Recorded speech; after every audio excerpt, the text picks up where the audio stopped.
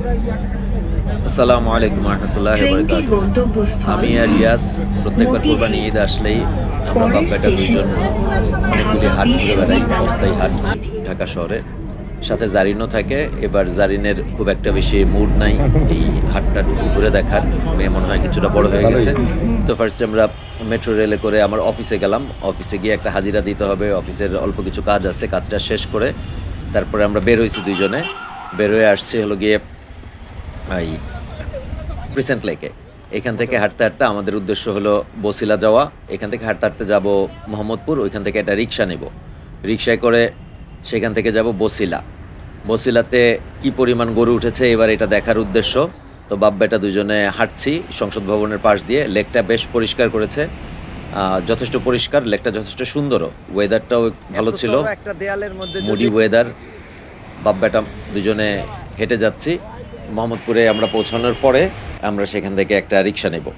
এর পথে যেতে যেতে স্ট্রিট ফুড দেখছিলাম। এর মধ্যে ইয়াস অবশ্যই স্ট্রিট ফুড খাইছেও, আমারও একটা দিশের সাথে কি টিকিয়া না পিকিয়া কি বানাইছে, হোয়াটসোএভার খারাপ ছিল না, মোটামুটি ভালোই ছিল। এর মধ্যে অবশ্য আমরা আবার এই কি বলে এই ক্রিসেন্ট লেকের যে ব্রিজ, এইখানে কিছুটা ফটো সেশন টেশনও করছি। আমার ছেলেটা মানে অতিমাত্রায় পশু প্রেমী হয়ে উঠছে আর কি। তার এই গরু, মহিষ, উট, দুম্বা ইত্যাদি ইত্যাদি যথেষ্ট পছন্দ, আমারও পছন্দ। রাস্তায় যাওয়ার সময় আবার গরুর ট্রাকের গরুর নাক ধরে আদর করতে হবে। তো আমাদের রিক্সাটা চলছে। আমরা মোটামুটি এখন বসিলায় পৌঁছে গেছি। বসিলা হাটটা দেখে আসলে খুব একটা বেশি ভালো লাগে নাই। বসিলা হাটে সেভাবে গরুর আমদানিও নাই। তো এখানে গরুর মালা টালা হাবিজাবি অনেক কিছু বেশি, বাট এই হাটে একটা ইউনিক জিনিস দেখলাম যে গরুর ওষুধ বিক্রি করার এখানে একটা বন্দোবস্ত রাখছে। হাই গাইজ,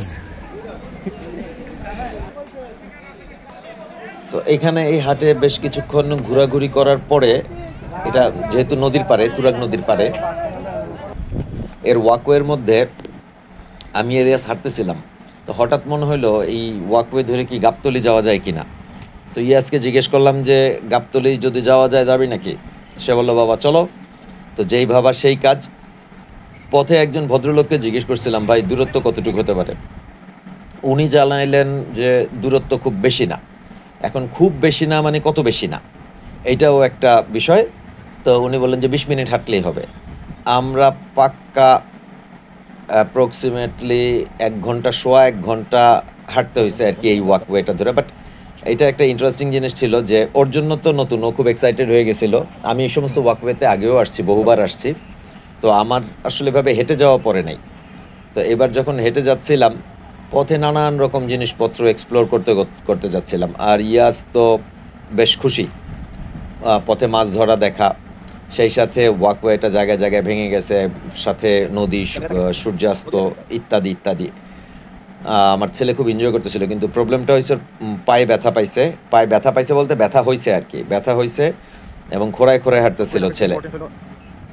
তো আমরা এই ওয়াকওয়ে ধরে হেঁটে যাচ্ছি, কিন্তু কোথাও কোনো আমাদের দৃশ্যমান অগ্রগতি নাই, আমরা গন্তব্য দেখতে পাইতেছিলাম না। তো ফাইনালি এইভাবে চলতে চলতে চলতে চলতে একটা সময় মনে হয় আমরা গাবতলীতে পৌঁছবো, এরকমই একটা অবস্থা। বাট আশেপাশে ছিল হলো যে পরিত্যক্ত খামার, সরি খামার না, পরিত্যক্ত ফ্যাক্টরিজ।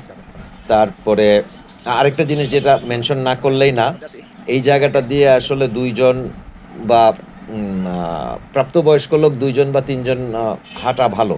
কারণ এই রাস্তায় আমরা আশেপাশে যেটা দেখছি কিশোর গ্যাংয়ের মতো জায়গায় জায়গায় জায়গায় জায়গায় গ্রুপ করা ছেলে মেয়েরা বসা, মেয়েরা না ছেলেরা বসা, এবং এরা গাঁজা টাজা খাচ্ছিল, ওপেনই গাঁজা টাজা বানাচ্ছিল। তো আমার ছেলে কিছুটা অবাকও হয়েছে যে এরকম প্রকাশ্যে ওরা এগুলো কীভাবে করতে পারে, ছোট মানুষ, ওরা এগুলোতে কোনো ধারণা নাই। তো যাই হোক, আমরা গাবতলীতে ফাইনালি পৌঁছাইছি প্রায় সোয়া 1 ঘন্টা হাঁটার পরে। তো আমরা এইখানে একটা রেস্টুরেন্টে ফ্রেশ বসে যেটা করছি যে হাটের খাবার কেমন হয়, পরোটা আর ভাজি খেলাম। ও খাইতে চাচ্ছিল না, তো মানে ফোর্সই করলাম যে খায়া দেখো, ট্রাই করো, অসুবিধাটা কি, হাটের জিনিসপত্র খাইবা না, হাটে আইসো, হাটের ভাইব তো নিতে হবে পুরোপুরি। আজকে মোটামুটি কেনা বেচা হাটে ভালো ছিল।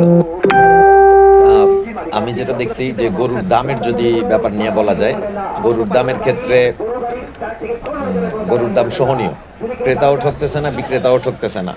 এখন বাজার যদি, কোরবানির বাজার যদি এরকম থাকে, যেহেতু কোরবানি একটা পবিত্র ব্যাপার, ক্রেতা বিক্রেতা কেউই ঠকুক, এটা আসলে আমি কখনোই, মানে আমার কাছে কাম্য না। তো আমার কাছে মনে হয় যেন ক্রেতা বিক্রেতা সবাই জিতুক, সবাই হাসুক। ঈদ তো আনন্দ, আর স্যাক্রিফিশিয়াল ঈদ বা কোরবানির ঈদ হলো গিয়া যে যে পশুটা কিনবো পয়সা তো হালাল হইতেই হবে, আবার বিক্রেতাও বেজার হওয়া যাবে না, আবার বিক্রেতার কাজ কারবারে ক্রেতাও বেজার হওয়া ঠিক হবে না। তারপরে আমরা গাবতলীর হাটের মধ্যে, এই গাবতলীর যে এক্সোটিক গরুগুলা উঠে, গাবতলীর একটা মজার ব্যাপার হলো যে এটা অনেক বড় হাট, এইখানে ওঠে না এমন ধরনের গরু নাই, একদম শিশু থেকে নিয়ে শুরু করে দামড়া টাইপের গরু সবই ওঠে। আর দামড়া বলতে আমি বড় গরু বোঝাচ্ছি। তো এগুলি সবগুলি দেখা যায় এখানে, বিদেশি গরুও আসে। তা আমার ছেলেটা পশু পাখি খুব পছন্দ করলেও খুব বেশি এগুলোর সাথে থাকা পড়ে না, তো মানে কাছাকাছি যাওয়া পড়ে না। তো এই জন্য এগুলো একটু মাথা টাথা নাড়াইলে আমার ছেলে পড়ে দেয় দৌড়, এই এক আজীব তামসা।